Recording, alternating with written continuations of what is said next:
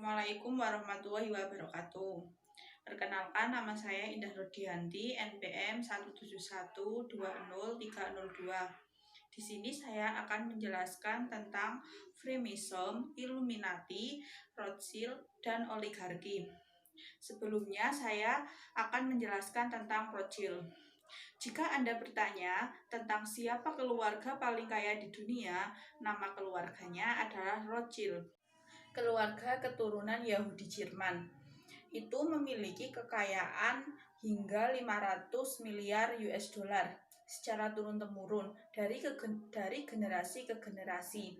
Keturunan Rothschild dipercaya sebagai keluarga yang paling kaya sepanjang sejarah kehidupan manusia. Setelah berjuang selama dari 230 tahun, keluarga Rothschild akhirnya berhasil memiliki hampir semua bank sentral di dunia. Hanya 3 negara di mana bank sentralnya tidak menerima tambahan modal dari dinasti Rothschild, yaitu Iran, Kuba, dan Korea Utara. Mulai aktif dalam bisnis perbankan pada tahun 1790, Rothschild melontarkan ungkapan mengejutkan yang kemudian benar terbuktinya. Rothschild mengatakan dirinya akan mengendalikan perputaran uang di seluruh negara ataupun di seluruh dunia. Perkataannya yaitu, hanya saja yang bisa menerbitkan dan mengendalikan uang dari suatu negara, dan saya tidak peduli siapa yang menulis hukumnya, ungkap Mayor Rothschild saat itu. Terbukti 1 tahun setelahnya, Rothschild berhasil mengendalikan perputaran uang di Amerika Serikat melalui wakil dari Kabinet Washington, Alexander Hamilton. Saat itu, Amerika Serikat mendirikan bank sentral bersama First Bank of the United States. Bank tersebut akan dimiliki keluarga Rothschild selama 20 tahun sebagai penanam modal di bank tersebut. Pada tahun 1811, hak Rothschild atas kepemilikan bank tersebut habis. Anaknya pun meneruskan perjuangan ayahnya untuk mengakuisisi bank tersebut dan berhasil dengan didirikan Second Bank of United States. Sejak menguasai Bank Sentral Inggris dan Bank Sentral Amerika Serikat selama ratusan tahun, anak cucu Rothschild sangat aktif membangun bisnis perbankan keluarga. Tampaknya mimpi Mayor Rothschild untuk mengendalikan seluruh uang di dunia tercapai. Selama ratusan tahun tersebut, keluarga Rothschild dipercaya sehingga mengancam para pemimpin negara, pemerintah, dan kabinet. Keturunan Rothschild lalu menempatkan orang-orang kepercayaannya dari keluarganya untuk mengatur dan mengendalikan bank-bank sentral tersebut. Keluarga Rothschild juga mengendalikan tiap pemerintahan di level makro dan tidak takut pada siapapun. Tak heran, sekarang keluarga keturunan Jerman tersebut juga berhasil mengoperasikan bank keluarganya di 40 negara di dunia. Selanjutnya yaitu tentang Illuminati. Mengapa angka 13 menjadi angka keramat bagi golongan Illuminati? Salah satunya adalah karena Illuminati memiliki garis keturunan hampir di seluruh dunia.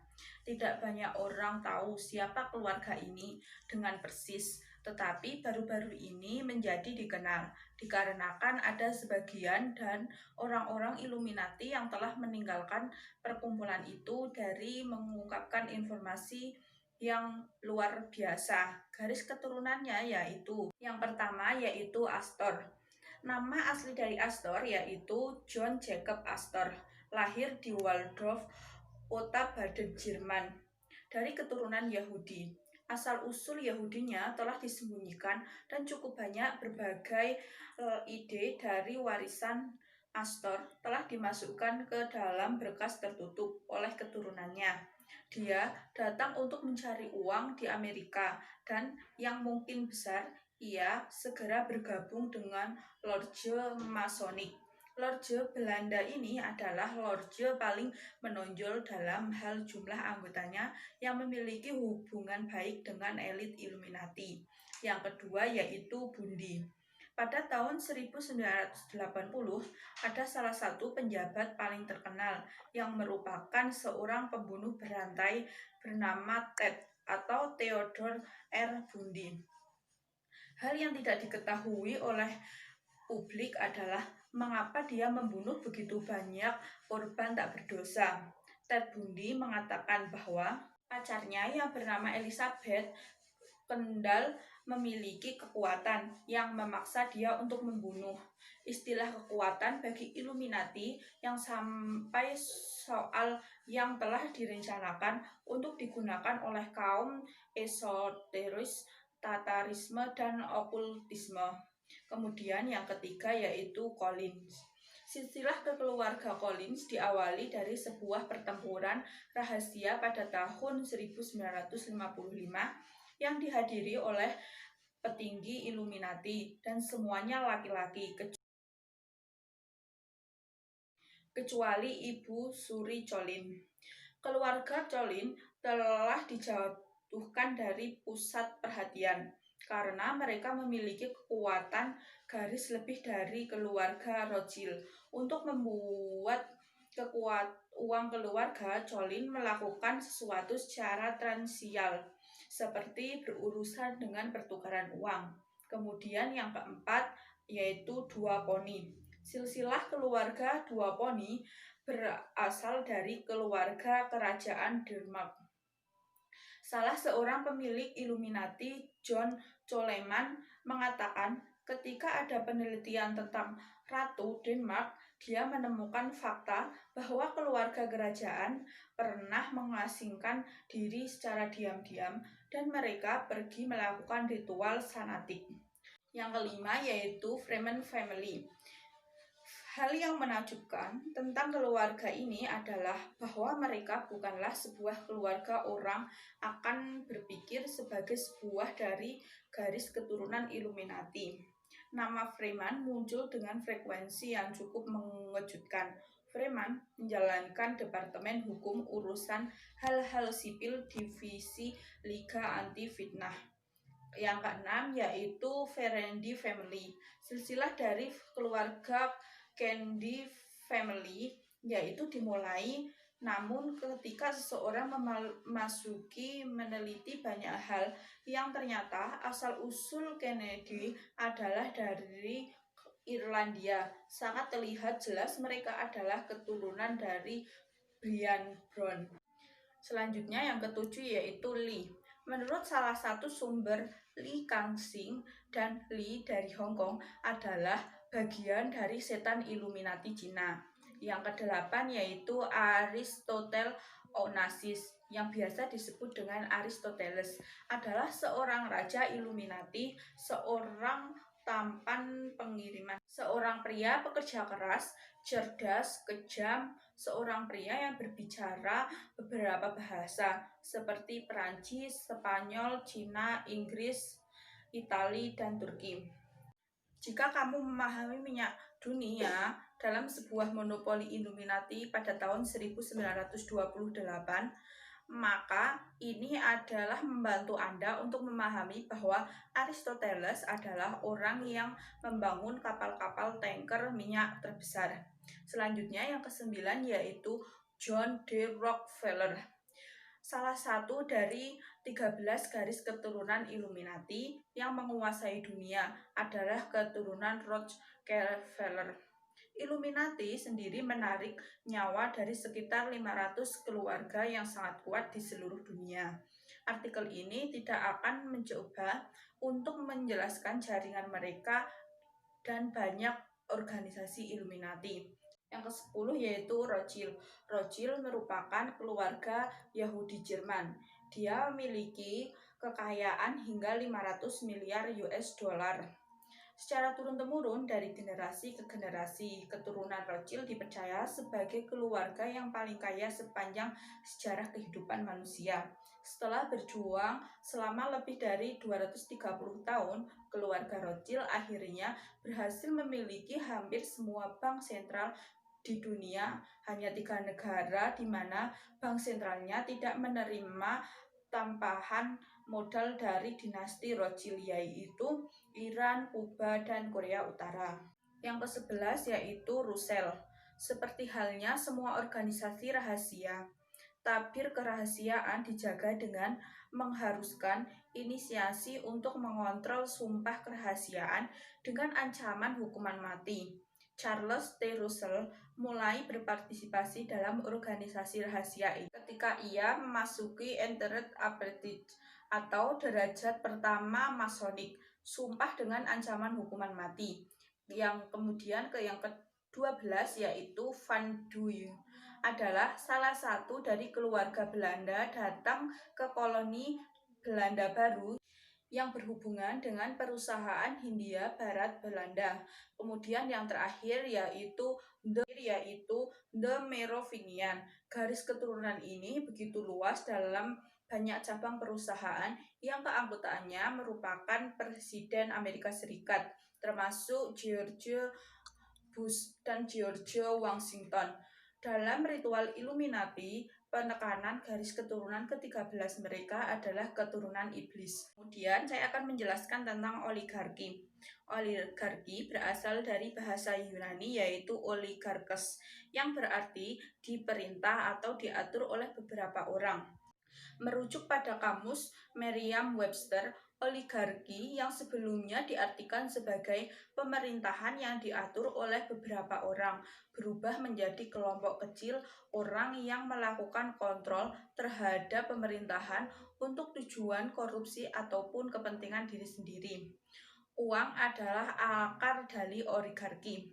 Atas kapabilitas kekuatan material yang unik dan serbaguna, tidak heran saat ini lumrah terdengar. Setiap orang ada harganya. Adagium ini sendiri lumrah didengarkan dalam politik, yang berarti kesetiaan seseorang dapat ditukar dengan material atau uang, atau kasarnya dapat dibeli.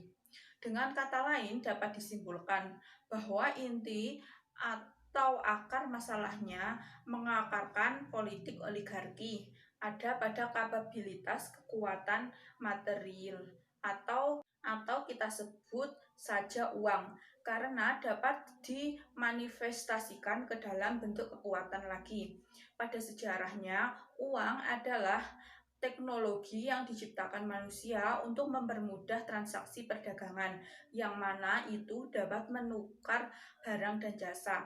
Akan tetapi dalam perjalanannya, uang kemudian bertransformasi dengan meluasnya kapabilitasnya untuk menukar sesuatu. Selanjutnya saya akan menjelaskan tentang MMT. MMT, teori moneter modern, atau biasa disebut dengan modern monetary theory. Ini lebih pas disebut dengan brilian atau keblinger. Yang pasti, teori moneter modern tentang ide mencetak uang sebanyak-banyaknya untuk mengatasi krisis ekonomi di tengah pandemi menimbulkan perdebatan panas. Sosok lain dari belakang MMT ini ada Stephanie Kelton. Ia adalah profesor kebijakan publik dan ekonomi di Storybrooke University, Amerika Serikat. Ia sempat menjadi penasehat ekonomi untuk Bernie Sanders, yang sempat mencalonkan diri sebagai kandidat seorang partai politik. Kelton telah menjadi sosok paling menonjol dalam mendukung dan mengembangkan MMT. MMT bicara banyak hal tentang ekonomi baru. Ekonomi yang menurut penganutnya bukan ekonomi biasa alias atau ekonomi konvensional. MMT adalah sebuah perbedaan besar dari teori konvensional yang diakui dan berjalan saat ini. Ide besarnya adalah pemerintahan tidak perlu takut dengan defisit anggaran yang tinggi, ancaman inflasi, stabilitas nilai tukar, hingga mengeluarkan besar-besaran untuk memulihkan perekonomian. Pemerintah bisa memainkan perannya dalam mengontrol masalah-masalah ekonomi klasik seperti inflasi. Dengan sistem uang fiat, saat ini MMT berasumsi pemerintah bisa mencetak uang sebanyak-banyaknya yang mereka butuhkan untuk mendorong ekonomi tumbuh, sektor UMKM berkembang, beban utang terdistorsi, dan penyediaan pekerjaan terpenuhi. Sistem uang fiat memungkinkan pemerintah mengontrol mata uang mereka sendiri. Menurut Kelton, pemerintah bisa menghabiskan uang yang dicetaknya dengan bebas. Pasalnya, pemerintah selalu dapat mencetak lebih banyak uang untuk melunasi hutang dalam mata uang mereka sendiri. MMT menegaskan negara-negara dapat menciptakan dan membelanjakan uang mereka sendiri, dan itu bukanlah hal yang buruk. MMT menilai hanya kaum ekonomi konvensional dan moneteris yang selalu bikin asumsi-asumsi menakutkan dengan ide mencetak uang baru ini. MMT bicara defisit anggaran. Jika pengeluaran negara menghasilkan defisit pemerintahan, ini juga bukan masalah. Defisit pemerintahan menurut defisit MMT adalah surplus sektor swasta. Sebaliknya, surplus pemerintahan adalah defisit negara. Bukankah terlalu banyak mencetak uang akan menyebabkan semakin tingginya defisit negara? Pendukung MMT menegaskan bahwa pemerintahan jangan takut defisit. Pemerintahan jelas tidak seperti ekonomi rumah tangga yang harus menghitung pendapatan dan pengeluaran. Kemudian MMT, tidak ada orang menganggur. Ketika sektor swasta gagal menyediakan lapangan kerja penuh, pendukung MMT mendukung gagasan-gagasan jaminan pekerjaan yang menyediakan pekerjaan yang didanai pemerintah kepada siapa yang menginginkan atau membutuhkannya. Pengeluaran untuk program ini akan ditutup ketika ekonomi mencapai lapangan kerja penuh. Yang terakhir yaitu MMT bicara tentang pajak. MMT mengusulkan kebijakan pajak harus menjadi alat moneter anti-inflasi. Jika Anda terlalu banyak uang dalam perekonomian, pemerintah harus mengenakan pajak sebagai sehingga mengeluarkan dari peredaran. Gagasan menaikkan pajak sebagai ukuran defisi mungkin merupakan salah satu aspek yang paling kontroversial dari MMT. Para pengkritik sangat skeptis daripada pemerintah maupun yang berani menaikkan pajak selama periode inflasi. Sekian penjelasan dari saya, kurang lebihnya mohon maaf. Assalamualaikum warahmatullahi wabarakatuh.